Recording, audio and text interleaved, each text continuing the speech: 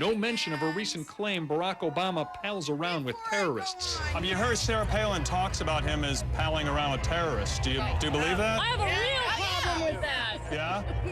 I tell my children not to pal around with some certain children.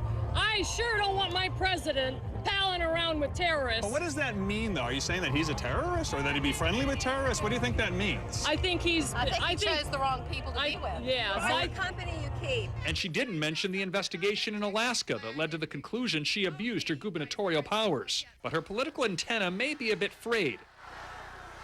When her enthusiastic supporters started shouting the word louder so they could hear her better, she thought they were yelling at her, not for her. I would hope at least that those protesters have the courage and the honor of thanking our veterans for giving them the right to protest. Sarah Palin's high approval numbers may have slipped nationally, but you couldn't tell it from this crowd. And if there were protesters here among the thousands, they were quiet. It was her supporters making the noise. Palin may be low-keying her attacks against Obama and Biden, but not all the supporters are. So do you believe Barack Obama is a Christian, like he says? No. And do you believe he's an American, like he says? No.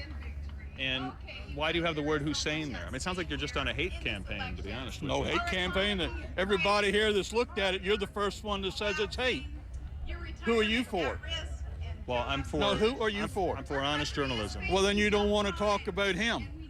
Why is that? Because he's not honest. Only one man with the courage to keep on fighting for you, and that man is John McCain. Thank you for supporting him. God bless you. God bless America.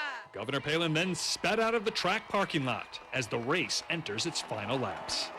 Gary Tuckman, CNN, Richmond, Virginia.